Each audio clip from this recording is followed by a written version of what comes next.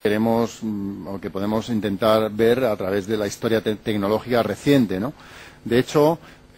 los antiguos egipcios ya manipulaban polvo de hierro. Polvo de hierro muchas veces derivado de meteoritos que caían o a veces de reducción del propio hierro en forma de esponja. Esto estamos hablando del año antes de Cristo, de muchos siglos antes de Cristo. Hay una columna en Delhi, que yo siempre la pongo de ejemplo y que es siempre se pone como antecedente, en muchos libros de metalurgia aparece como antecedente de la forja, se pone de ejemplo como un problema de corrosión, un enigma sobre la corrosión de los materiales, y los que hablamos o trabajamos en pulvimetalurgia lo ponemos como antecedente también de la pulvimetalurgia. Es una columna que es de año 300 después de Cristo, o sea, siglo III, es decir, estamos hablando de hace nada, históricamente hablando, ¿no? Pero estamos hablando de una columna que es de hierro puro, o aparentemente de hierro puro, de 7,2 metros de alto, de 50 centímetros de diámetro, más o menos, muchas toneladas, o sea, imaginaos 50 centímetros por 7 metros de alto, y que es de hierro prácticamente puro, es una columna de color negro, y ha sobrevivido durante todos estos siglos, por eso se pone como ejemplo de corrosión, porque ha sobrevivido al clima que hay en Delhi, con mucha contaminación, con mucha humedad, y sigue ahí en pie la columna de hierro. Vosotros dejáis hierro a la intemperie y dura, ¿cuánto dura? Pues no llega a 100 años un trozo de hierro, o de 50 años, depende de la velocidad de corrosión. Bueno, esta columna ha durado muchos siglos porque ya se ha visto que hay una capa superficial de magnetita que la protege. Pero ¿cómo fabricaron los indios esta columna hace tantos años, que es aparentemente de un hierro forjado? Pues a partir de pequeños lingotitos de hierro esponja que fueron forjando capa a capa y fueron haciendo crecer esta columna. Entonces es un antecedente de material sinterizado, porque realmente ellos fabricaban el hierro esponja, y ese hierro esponja, en forma de pequeñas agrupaciones de polvo, pues lo fueron forjando para fabricar esta columna. Por eso también se pone como antecedente de la forja, porque es una columna, entre comillas, de hierro forjado. En el siglo XIX, en Rusia, en Inglaterra, empezaron a aparecer piezas de platino y monedas de cobre, plata, plomo, prensadas y sinterizadas. Una tecnología que permite fabricar este tipo de componentes. Curiosamente, uno de los primeros antecedentes de la pulvimetalurgia fueron monedas de platino que se utilizaban para falsificar monedas de oro.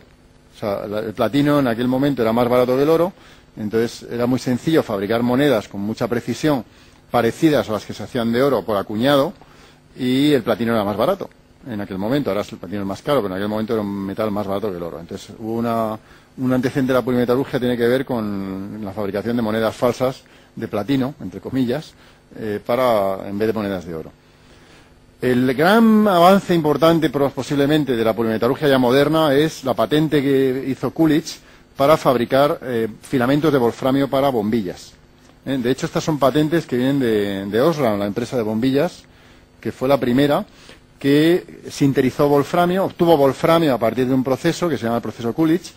que es a partir de óxido de wolframio,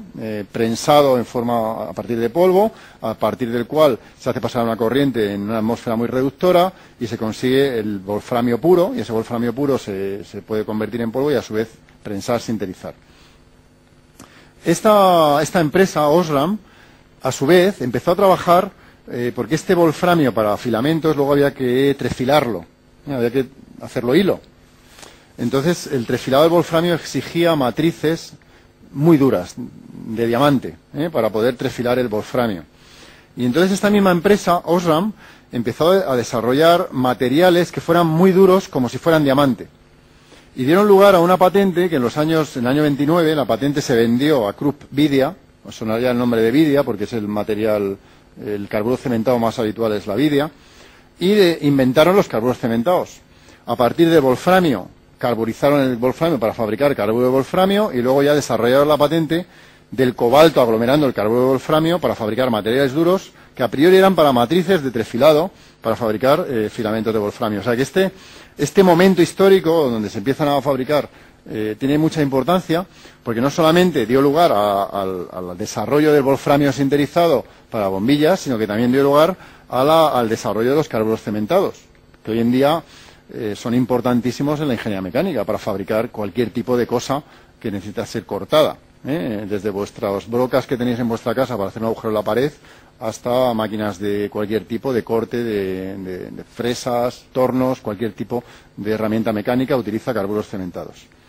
Bueno, pues esto, la patente de Vidia es del año 29, viene de la empresa Osram, que la desarrolló, aunque ya Osram, como se dedica a las bombillas, digamos, vendió esa línea de producto,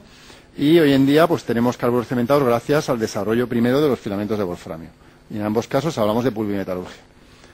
En los años 30, poco antes de la Segunda Guerra Mundial, empiezan a plantearse problemas como escasez de materias primas, como escasez de energía, y a un fabricante de una empresa sueca que se llamaba Höganäs, un representante de Höganäs en Estados Unidos, de esta empresa sueca que es hoy en día multinacional de producción de polvos de hierro, este representante en Estados Unidos de Höganäs que vendía polvo de hierro esponja, luego ya hablaremos en su momento de cómo se fabrica el polvo de hierro esponja, este fabricante, que ese polvo de hierro esponja se utilizaba para muchas aplicaciones, pero no para fabricar componentes, se le ocurrió la idea de prensar el polvo y de sinterizarlo y para fabricar una pieza. Y eso deriva en el desarrollo de piezas sintetizadas base hierro,